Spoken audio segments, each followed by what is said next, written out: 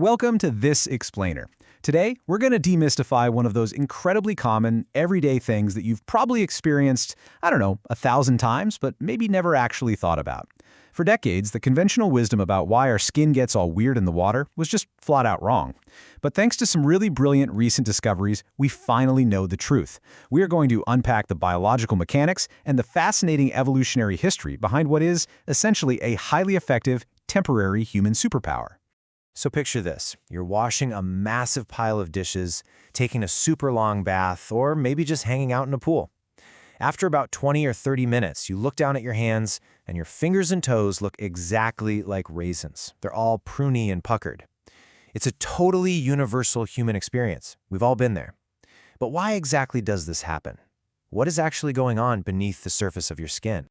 Okay, let's dive right in and bust a pretty massive myth. If you ask most people, or even crack open an older science textbook, the answer you'll get is osmosis. The old idea was that the outer layer of our skin basically absorbs water, swells up like a kitchen sponge, and sort of buckles into tiny folds. But actually, that is completely false. Studies have shown that if the nerves in a person's fingers are damaged, that wrinkling effect completely disappears. No way around it, this proves that puckering isn't just some passive sponge-like reaction.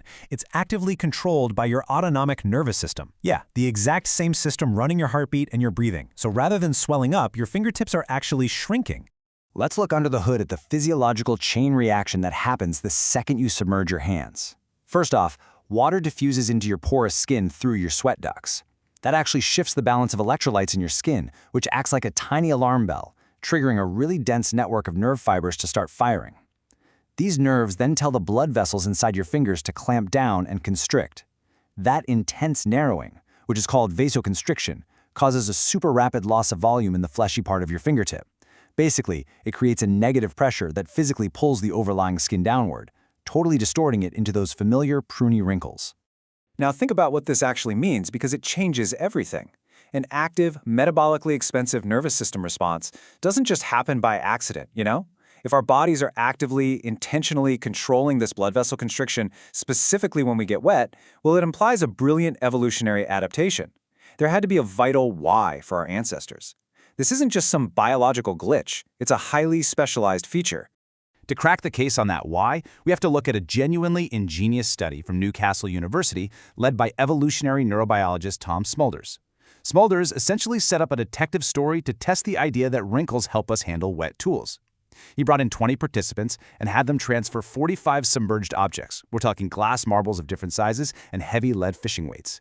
People had to pluck these things out of the water using just their right thumb and forefinger, pass them through a hole in a screen to their left hand, and drop them into a target box. They did the whole routine twice, once with totally dry hands, and once after soaking their hands in 40 degrees Celsius water for 30 minutes to get them nice and pruny. And wow, the hard data from this experiment is pretty stunning. When transferring those wet objects, the folks with wrinkled fingers were, on average, a full 15 seconds faster. But, and here's the really important part, when handling dry objects, the wrinkles made absolutely zero difference. Not at all. This proves that wrinkling gives us a very distinct, highly conditional advantage. This brilliantly illustrates the evolutionary mechanism we're talking about. Smulders really hit the nail on the head when he said, it could be working like treads on your car tires, which give you a better grip. Another researcher, Mark Chanzizi, pointed out that these wrinkles look a whole lot like the drainage networks you see on mountains. They literally channel water away from the finger pads so your skin can make direct contact with whatever you're holding. Just imagine being an early human. This temporary topographical shift would have been an absolute game changer. It probably helped them forage for wet plants in slippery streams or grip hunting weapons and fishing harpoons in the pouring rain. But as always happens in science, answering one question just kicks open the door to another one. And that leads us to a follow-up mystery tackled by researchers at Binghamton University. They wanted to know, are these rain treads just random, chaotic folds of shrinking skin? Or are they actually a precise, repeatable topographical map? Think about it. If you soak your hands today and then do it all over again next week, are you going to get the exact same pattern of wrinkles? To figure that out, Professor Guy German and his team set up a really clever experiment. They had subjects soak their right hands in warm water for half an hour and then took super high-resolution photos of the wrinkles. Then they sent them home, had them wait at least 24 hours for their hands to completely return to normal, and then repeated the exact same process. The researchers traced the wrinkles from both days, converted them into directional lines, basically creating 3D vector maps, and overlaid them to see if they actually matched up. And here is the absolute kicker. They found an average correlation factor of 0.94. Now, on a scale where 1.0 is a mathematically perfect, identical match, 0.94 is huge. It proves beyond a shadow of a doubt that your finger wrinkles are highly consistent and repeatable. And it makes total sense when you remember the root cause here. The wrinkles are dictated by the underlying blood vessels constricting. And since the actual plumbing, the architectural network of those blood vessels doesn't just move around from day to day, the wrinkle pattern on the surface stays remarkably consistent.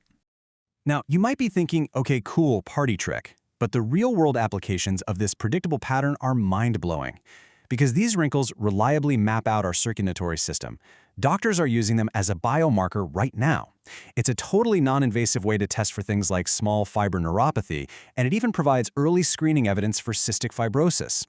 Plus, because these blood vessel patterns are totally unique to you, forensic experts can actually use them as a secondary form of identification for bodies recovered from water, when traditional fingerprints might be too distorted. In a hospital setting, this translates into a wonderfully simple bedside test. If a doctor wants to quickly check the health of a patient's autonomic nervous system, they can literally just dunk the patient's hand in water, or apply a specific local anesthetic cream called EMLA, which forces that same vasoconstriction. If the fingers prune up, great, the nerves and blood vessels are communicating. But if there's no wrinkling, which happens a lot in patients with median nerve damage, boom, the doctor instantly knows the automatic nerve signals in that arm aren't firing the way they should be. It's fast, it's incredibly cheap, and it works. All right, which brings us to one final, pretty massive question. As we've just seen, having these little water channels dramatically improves our dexterity and grip in wet conditions, and it doesn't even hurt our grip on dry objects.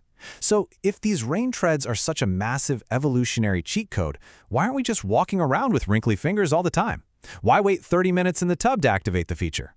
Well, it all comes down to the fundamental law of evolutionary trade-offs. We aren't permanently wrinkled because if we were, we'd lose our highly tuned sense of touch. The tension and that smooth surface on our dry fingertips are absolutely crucial for feeling fine textures and detecting tiny vibrations.